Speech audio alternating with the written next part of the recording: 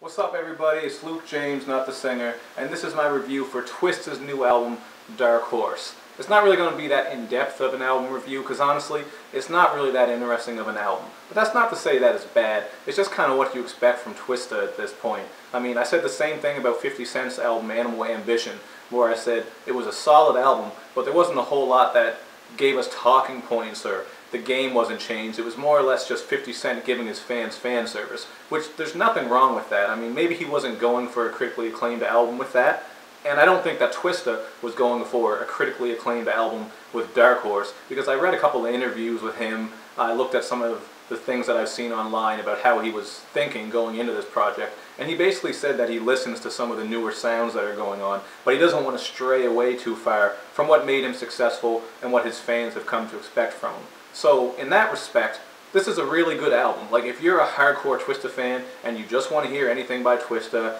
you have been waiting for a Twista album because it's been a couple of years, you're going to like this. But if you're someone like me who has the utmost respect for Twista, you think that he's a great rapper, he's a legend in his own right, he's been around for a long time, he has some great albums, but the thing with me is I want to see a little bit of growth. I want to see him step outside of his comfort zone a little bit. I don't want to see him go so far left that he makes, say, like a Yeezus or something like that. I don't want him to forget who he is and forget where he's come from and forget his style. I don't want to see any of that. But you do want to see something that's a little bit different, something that's a little bit interesting. And that's where the Dark Horse album was really lacking for me. I mean, it has a bunch of the quintessential smooth, chillin' Twista songs that we've come to know and love him for. Songs on here like Burnin' with Wiz Khalifa and Burner, Gettin' Paper featuring Dre Day, or I think that's how you say it, it's spelled D-R-A-D-A-Y, somebody's singing.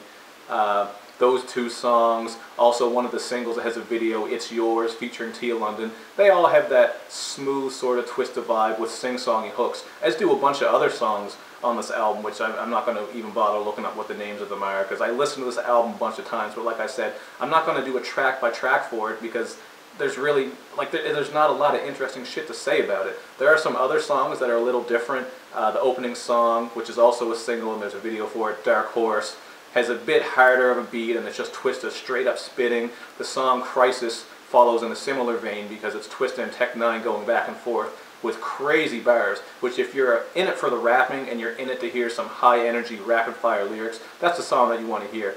The beat itself I wasn't really a fan of. It kind of almost gave me a panic attack. Like, it just listen to it and you'll see what I mean. It sounds almost like in a video game when they give you 20 seconds to escape from somewhere because the whole shit is about to explode, so you got to get out of there, and it starts playing music like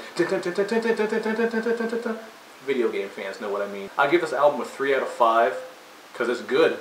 But that's all there is to it. After a couple of listens, I don't think it's going to be something that you're really going to keep coming back to over and over unless you're a die-hard Twista fan. Because a lot of these songs sound like songs that we've heard before. And Twista's lyrical content, he's not really known for making overly lyrical songs, and he doesn't venture into that area on this album really at all. Like, there's not much lyrical content, just the typical getting money, some stuff about women. There's a song with R. Kelly that's basically a stripper anthem, I forget what it's called. There's a drill song with Chief Keef, forget what that's called too. Like, I didn't really give maybe as much attention to this album as I should, but I feel I gave it enough because I listened to it over and over and over, but I just didn't want to break it down song by song because there was nothing there. I felt like I was forcing myself, whereas an album like Common's Nobody's Smiling, which I just reviewed, you know, I'm more willing to do a track by track because, you know, there's a cohesive theme to the album. You know, Common, Nobody's Smiling, he's talking about the state of Chicago. There's a theme there, and every song is a little different, and even if I didn't like the songs, they were interesting in their own way, and there was something I could say. Not the case with Twista's Dark Horse. If you're a die-hard Twista fan, check it out. You're going to like it. If you're like me and you really respect Twista and you've been listening to him forever, it's just going to be more of the same to you, and you're not going to think it's bad, but you're not really going to care about it either. If you're just a casual hip-hop fan, I think you'll like this album because there's some good singles on there, there's some good smooth songs, there's some good loud songs, some stuff for the car and just listening to. But no, by no means is this a masterpiece or a critically acclaimed album or something that's really going to get people talking. It's just another Twista album.